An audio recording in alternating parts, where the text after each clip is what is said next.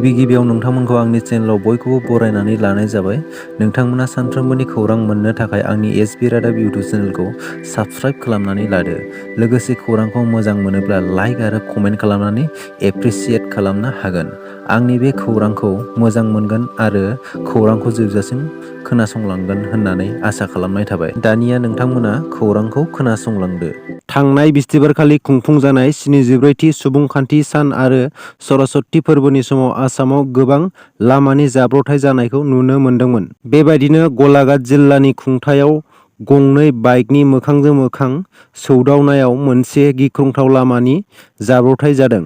बे जाब्रबथायाव हेमन्त बरुवा आरो राहुल बाउरी मुंनि सानै सुबुंनि जिउ खहा जादोंमोन। मिथिनो मोननाय बायदिब्ला बे जाब्रबथाया कामारगावनि साखाथि नेशनेल हाइवेआव जादों होनना मिथिनो मोननाय जादों। बे जाब्रबथायाव गुबुन सासे सुबुंनि गोब्राब जखम जादोंमोन आरो बे जखम जानाय सुबुंखौ साखाथिनि मेडिकेलाव लांनाय जायो होनना मिथिनो मोननाय जायो।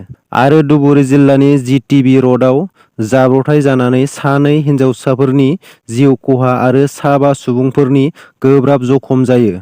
मिथिनो मोन्दोंदि जिउ खहा जानाय हिनजावसाफोरनि थांनाय गारिया लामानि खाथियाव लाखिनानै दोननाय गंसे ट्राक आरो गंनै बाइकजों सौग्रावदोंमोन। काउन्सिल हिसाबै जोंनि बर'फोरा मोनसे बेले-बेजे काउन्सिल मोननो हादोंमोन होनना बिटिआरनि चिफ प्रमद बर' बिथाङा बुङो आरो बुंबावो बे बेले-बेजेखौ बोस्रांनानै काउन्सिल सरकारा स्र' जानो हाबाय होनना बिथाङा बुङो आरो थांनाय 2 बोसोराव आगोलनि सरकारनि गेना गोरोन्थि जेंनाफोरखौ सुस्रांबोनो जोबोद नाजाबाय आरो गोबांखौनो सुस्रांनो हाबाय होनना बिथाङा बुंबावो आरो फैगौ 3 बोसोरनि समाव बड'लेण्डखौ मोनफ्रोमबो बिथिङाव जौगानायनि थाखाय गोख्रों खामानि मावलांगोन। बेनि थाखाय जि एजेन्डा, जि मास्टार प्लान बिखौ प्रिपेयार खालामनाय जाबाय होनना बिटिआरनि चिफ प्रमद बर' बिथाङा फोरमायो आरो बिथाङा साख्रिनि सोमोन्दै बुंबावो हादराव माब्लाबाबो आसा खालामनाय बायदि जाखाया आरो बुंबावो आसामाव 1 लाखनि साख्रि ओंखारोब्ला साख्रि बिग्राया 25 लाख ओंखारो।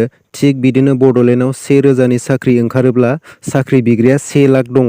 बेनिखायनो जिखिनि साख्रि होनो हायो बेखौ सिस्टेमजों लांनो नागिरदों, बेनिखायनो एसे गोबाव जादों होनना बुंबावो आरो थांनाय सरकारा गोसो बायदि कन्ट्रेक्चुएल सिएसबि गैयाजासे गोदाव-सोराव खालामजोब्बाय जोंनि मानसिफोरखौ। दा बेफोरखौ रेगुलारबो खालामनो हाया आरो खुनु सिस्टेम गैया मानोना बेवहाय इन्टारभिउ लायाखैमोन आरो जेबो लायाखैमोन होनना प्रमद बर' बिथाङा बुङो आरो बुंबावो गावनि समाव बेबायदि जाहाथे जाया, जाय साख्रि मोनो बेनि साख्रिया जाहाथे अराय गोजोर जायो, मोजाङै पारमानेन्टलि सम जोबजासे बैसो जोबजासे मावलांनो हायो बेबायदि बेबस्थाफोरखौ खालामगासिनो दङ। बेनिखायनो बेनि गासै प्रिपारेसनआ कमप्लिट जाबाय। बेनिखायनो एनाउन्समेन्टखौ दिनै बा गाबोननि गेजेराव होगोन।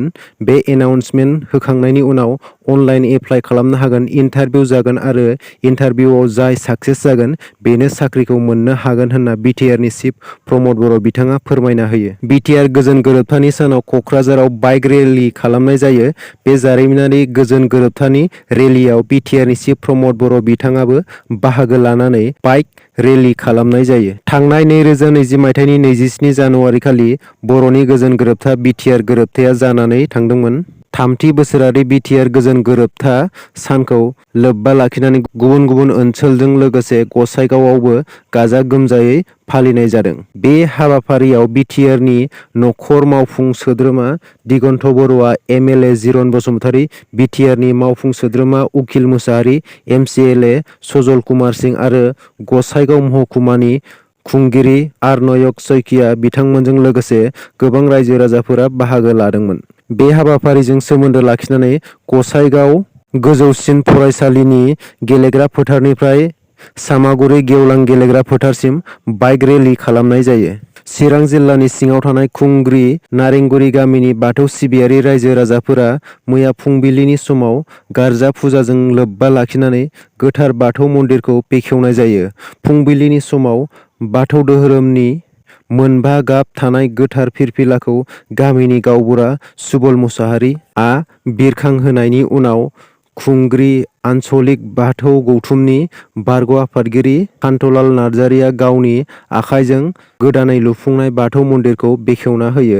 बेजों लोगोसे फुंनि बाथौ आरज खालामखांनायनि उनाव मुंख्लंफोरनो बिबार बावो आरो दसे सम सावराय मेलबो जायो। आइ बर' बिमा बड'लेण्ड डायरी भलिउम 2 ड्रामाटिक बर' मिउजिक भिडिअखौ बादारि फिल्म प्रडाक्सन इउटुब चेनेलाव आपल'ड होनाय जाबाय, जेराव फाव खालामदों डक्टर अनजालि दैमारी आरो सानसुमै मुसाहारि बिथांमोना। बे भिडिअआव बर'नि माखासे दुखुनांथाव जाथाय जालांनायखौ लानानै आरो जोंनि एनडिएफोरनि जारिमिनखौ लानानै बानायनाय जादों। जोबोद मोजां मोनसे शर्ट भिडिअ, नोंथांमोनाबो नायाखैब्ला नायनो हागोन। बादारि फिल्म प्रडाक्सन इउटुब चेनेलावनो आपल'ड होनाय जादों। दिनैनि खौराङा एसेनोसै। आसा खालामो नोंथांमोना खौरांखौ खोनासंनानै मोजां मोनबाय। खौरांखौ मोजां मोनदोंब्ला लाइक, कमेन्ट आरो शेयार खालामनानै होदो आरो सानफ्रोमबोनि खौरां मोननो थाखाय आंनि एसबि रादाब इउटुब चेनेलखौ साबस्क्राइब खालामनानै लादो। दिनैनि थाखाय एसेनोसै। बाय बाय।